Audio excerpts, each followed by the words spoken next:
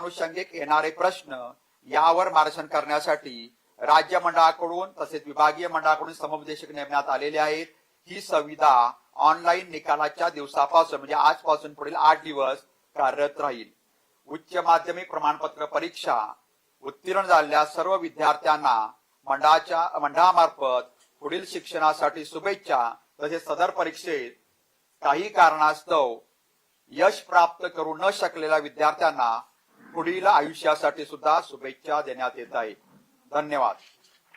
आता या संदर्भात जर आपण बघितलं तर मागील वर्षीपेक्षा 1.49% ने निकाल कमी झालेला आहे। म्हणजे या वर्षीचा निकाल 91.88 एवढा लागलेला आहे। मागील वर्षीचा निकालापेक्षा 1.49% कमी आहे। जर आपण 22, 23, 24 चा निकाल बघितला तर 23 सुद्धा निकाल याच्यापेक्षा कमी होता। त्यामुळे निकालाची एकंदर सरासरी बघितली तर ही सर्वसाधारण सरासरी दरवर्षीप्रमाणेच आहे। यामध्ये नेहमीप्रमाणे कोकण विभागीय मंडळाचा सर्वाधिक निकाल असून लातूर विभागीय मंडळाचा त्या मानाने कमी निकाल आहे। म्हणजे सर्वात शेवटच्या 9 नंबरांना लातूर विभागीय मंडळ आहे।